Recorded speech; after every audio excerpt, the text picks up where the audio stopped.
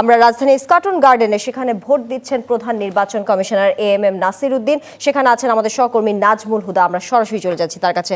নাজমুল, আমরা জানতে পেরেছি যে ভোট দিতে এসেছেন প্রধান নির্বাচন কমিশনার এএমএম নাসির উদ্দিন। আপনার কাছে একটু জানতে চাই সার্বিক পরিস্থিতি সম্পর্কে। এএমএম নাসির উদ্দিন এসে পৌঁছেছেন, তিনি কি ভোট দিয়েছেন কিনা জানাবেন।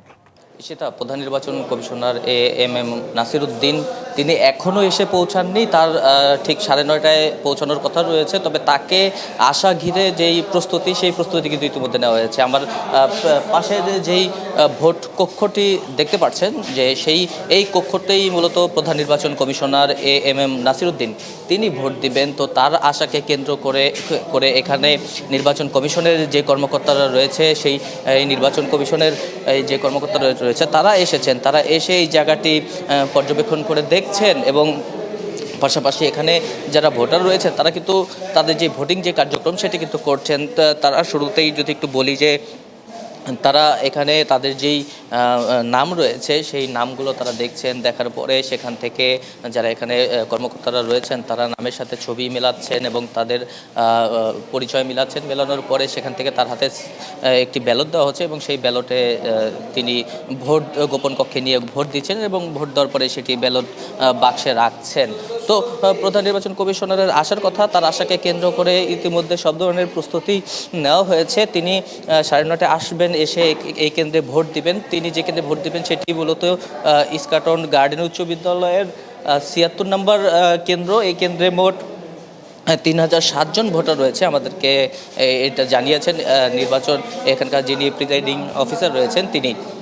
তো তাকে ঘিরে গণমাধ্যম কর্মীদেরও উপস্থিতি রয়েছে। তিনি আসবেন, এসে গণমাধ্যমের সঙ্গে কথা বলবেন। ভোট দেওয়ার পরে তিনি দীর্ঘদিন ধরে যেই কথা বলে আসছিলেন, যে ভোটের যেই উচ্ছ্বাসের কথা বলে আসছেন, ভোট একটি অবাধ, সুষ্ঠু, নিরপেক্ষ করার কথা বলে আসছেন।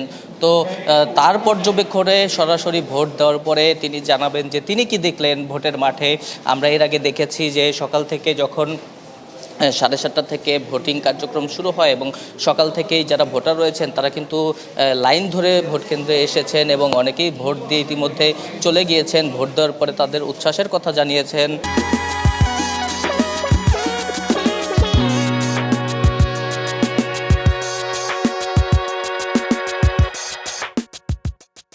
তারা বলেছেন যে দীর্ঘ প্রায় 15-17 বছর তারা ভোট দিতে পারেননি। এর আগে যে নির্বাচনগুলো হয়েছে সেই নির্বাচনগুলোতে, তো এখন তারা একটি অবাধ নির্বাচনের প্রত্যাশা করছেন এবং তারা আশা করছেন তাদের ভোটটা কাস্টিং করা হবে। তারা ভোট দিয়ে তাদের যেই প্রতিদ্বন্দ্বী রয়েছে, তাদের যেই প্রতিদ্বন্দ্বী তাদেরকে নির্বাচিত করতে পারবেন, সেই লক্ষ্যে তারা ভোট দিতে এসেছেন এবং ভোট দিয়ে অনেকে চলেও গিয়েছেন। তো এখন কিছুটা একটু স্থিতিশীল রয়েছে। আগে সকালবেলা যে চাপটা ছিল তার থেকে এখন চাপটা কিছুটা কমেছে, তবে বেলা বাড়ার সঙ্গে সঙ্গে এই চাপ আরও বাড়বে বলেও আমাদেরকে জানিয়েছেন এখানকার যারা কর্মকর্তা রয়েছে।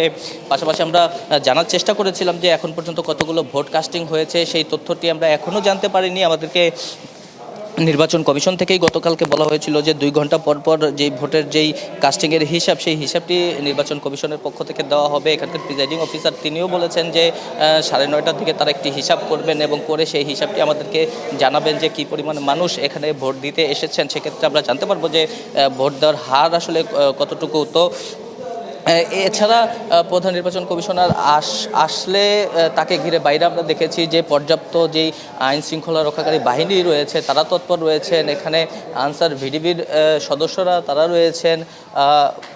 পাশাপাশি বাইরে আমরা সেনাবাহিনীর টহল টিম দেখেছি, তারা বিভিন্ন জায়গায় মুভমেন্ট করছেন, কেন্দ্রের আশেপাশে মুভমেন্ট করছেন। বিজিবির টিম ছিল, এছাড়া পুলিশের মোবাইল যে ফোর্স ছিল তারাও ছিল। তো ভোটাররা, আমরা একটু কথা বলার চেষ্টা করবো একজন ভোটারের সঙ্গে যে আপনি ভোট দিয়েছেন কিনা, এখন কি পরিস্থিতি দেখছেন।